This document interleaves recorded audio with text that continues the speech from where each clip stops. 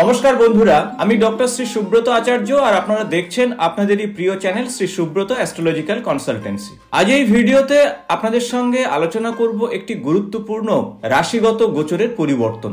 ন্যায় এবং কর্মফল দাতা শনিদেব আগামী 11ই ফেব্রুয়ারি 2024 থেকে 18ই মার্চ 2024 পর্যন্ত প্রায় 35 দিন অস্তাগত হচ্ছেন। আর শনিদেবের এই অস্তাগত পরিবর্তনে আপনার রাশির উপরে কি পরিবর্তন আসবে, কতটুকু পজিটিভ বা কতটুকু নেগেটিভ প্রভাব আসবে, সে বিষয় নিয়ে এই ভিডিওতে আপনাদের সঙ্গে আলোচনা করব। তবে তার আগে জেনে নেব শনিদেবের এই অস্তাগত বিষয়টি কি। জ্যোতিষশাস্ত্রে এই বিষয়টিকে বলা হচ্ছে যে রবিদেব যখন কোনো রাশিতে প্রবেশ করে এবং সেই রাশিতে যদি কোনো গ্রহ থাকে তাহলে অন্য গ্রহ রবিদেবের জ্যোতিতে অস্তমিত হয়। ঠিক সেইভাবেই আগামী 11ই ফেব্রুয়ারি রবিদেব এবং শনিদেব ডিগ্রিগতভাবে কাছাকাছি থাকার জন্য রবিদেবের প্রভাবে শনিদেবের প্রভাব অনেকটা অস্তাগত হচ্ছে। এই বিশেষ গ্রহগত অবস্থানের ফলে প্রত্যেকটি রাশির উপরে কিন্তু গুরুত্বপূর্ণ প্রভাব আসবে। কারোর ক্ষেত্রে অত্যন্ত পজিটিভ প্রভাব আসতে পারে, কারোর ক্ষেত্রে এই রবি এবং শনির কাছাকাছি অবস্থানে কিছুটা নেগেটিভ প্রভাব আসতে পারে। আর আমরা সেই বিষয় নিয়ে এই ভিডিওতে আলোচনা করব। 2024 সালের প্রায় সম্পূর্ণ মাস জুড়ে অবস্থান করবে শনিদেব কুম্ভ রাশিতে।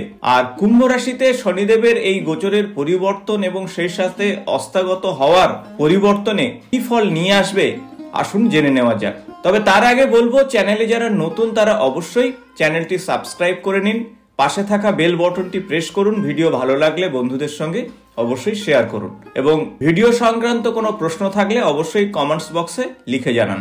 আগামী 11ই ফেব্রুয়ারি 2024 থেকে 18ই মার্চ 2024 প্রায় 35 দিন কুম্ভ রাশিতে শনিদেব অস্তাগত হচ্ছে। আর এই অস্তাগত পরিবর্তনে আমরা প্রথম যে রাশি সম্পর্কে জেনে নেব তা হলো মেষ রাশি। দ্বাদশ রাশি চক্রের প্রথম যে রাশি তা হলো মেষ এবং এই রাশির অধিপতি হলো মঙ্গল।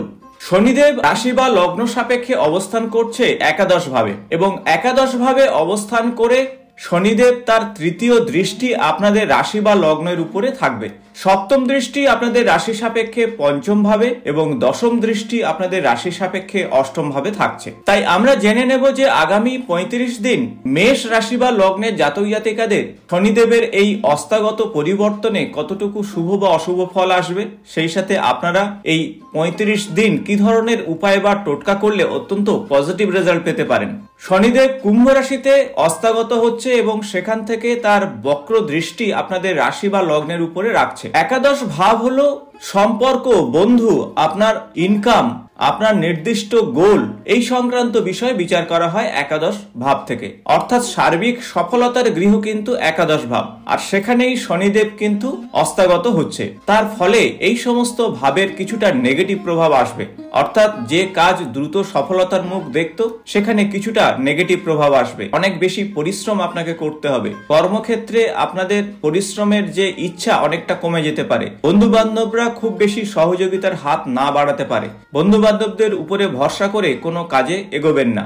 যে গোলকে আপনারা নির্দিষ্ট করে এগোতে চাইছিলেন, কোনো না কোনো বাধা আপনার সামনে চলে আসতে পারে আগামী 35 দিন। তাই মেষ রাশি বা লগ্নের সাপেক্ষে আগামী 35 দিন আপনারা কর্মক্ষেত্রে বা নিজের লক্ষ্য বস্তুকে অবশ্যই ঠিক রাখার চেষ্টা করুন। পরিশ্রমের প্রতি খেয়াল রাখুন, কর্মের প্রতি খেয়াল রাখুন। কোনোভাবেই অলসতাকে আপনার জীবনে স্থান দেবেন না, আর তাহলেই কিন্তু সমস্যার মধ্যে পড়তে পারেন। ইনকামের ক্ষেত্রে যতটা পজিটিভ ভাবছিলেন আগামী 35 দিন ততটা ইনকাম নাও হতে পারে। আপনার যে অর্থ যেখান থেকে আসা উচিত কোনো না কোনো ভাবে আটকে যেতে পারে। তাই সে বিষয়গুলি আপনারা খেয়াল রাখুন। আপনাদের একাদশ ভাব থেকে শনিদেব আপনাদের রাশি বা লগ্নের উপরে তার দৃষ্টি দেবে। তাই মন মানসিকতার ক্ষেত্রে কিছুটা নেগেটিভ প্রভাব তৈরি হতে পারে। আপনাদের কর্মক্ষেত্রে মনঃসংযোগ করা কিছুটা সমস্যার কারণ হতে পারে। তাই যোগা, মেডিটেশন এগুলো করুন। আপনাদের শরীর স্বাস্থ্যের প্রতি খেয়াল রাখুন, খাবার দাবারের প্রতি অবশ্যই খেয়াল রাখুন। মানুষের সঙ্গে কথাবার্তার বিষয়ে সতর্ক না হলে সমস্যায় পড়তে পারেন। তাই সার্বিক দিক থেকে বলা যেতে পারে যে শনিদেবের তৃতীয় দৃষ্টি আপনাদের লগ্ন বা রাশিতে থাকার জন্য কিছুটা নেগেটিভ প্রভাব আপনারা পাবেন।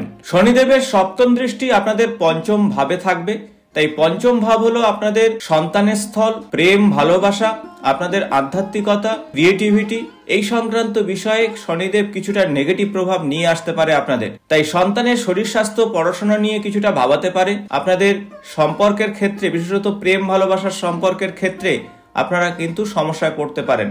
আপনাদের যে বন্ডিং, সেই বন্ডিং কিছুটা শিথিল হতে পারে এই সময়। শনিদেবের দশম দৃষ্টি আপনাদের রাশি সাপেক্ষে অষ্টমে থাকছে।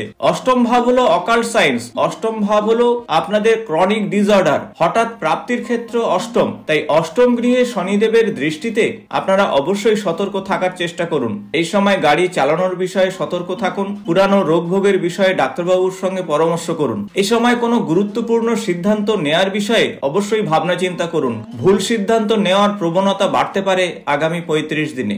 কোন রকম মামলা মকদ্দমার মধ্যে জড়িয়ে পড়বেন না, কেসকামারির মধ্যে জড়িয়ে পড়বেন না। নিজের শরীর স্বাস্থ্যের প্রতি খেয়াল রাখুন। খাবার দাবার গ্রহণের বিষয়ে সতর্ক থাকুন।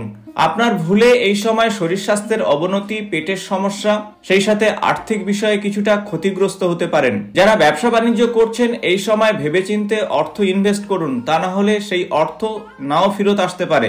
এই সময় বন্ধুদেরকে ধার দেওয়া থেকে দূরে থাকুন, কারণ এই অর্থ ফেরত নাও পেতে পারেন। ইনকামের ক্ষেত্রে কিছুটা নেগেটিভ প্রভাব আসতে পারে আগামী 35 দিন। তাই সার্বিক দিক থেকে বলা যেতে পারে যে আগামী 35 দিন অর্থাৎ 11ই ফেব্রুয়ারি 2024 থেকে 18ই মার্চ 2024 কিছুটা নেগেটিভ প্রভাব আসবে শনিদেবের এই অস্তাগত পরিবর্তনে। এখন আসবো কি ধরনের উপায় বা টোটকা করবেন আগামী 35 দিন, আর তাহলে শনিদেবের পূর্ণ আশীর্বাদ আপনারা পাবেন। প্রথমত বলবো হনুমানজির পূজা অর্চনা করুন। হনুমানজির কোনো মন্দিরে গিয়ে সরষের তেলের প্রদীপ নিবেদন করুন। এছাড়া ভগবান বিষ্ণু বা শ্রীহরির পূজা অর্চনাতে অত্যন্ত শুভ ফল পাবেন। শনিদেবের পজিটিভ প্রভাব আপনাদের জীবনে আসবে। অশ্বত্থ গাছের গোড়াতে জল নিবেদন করুন, সরষের তেলের প্রদীপ নিবেদন করুন। এছাড়া শনিদেবের বীজ মন্ত্র প্রত্যহ সন্ধ্যার সময় জপ করলে অত্যন্ত শুভ ফল পাবেন।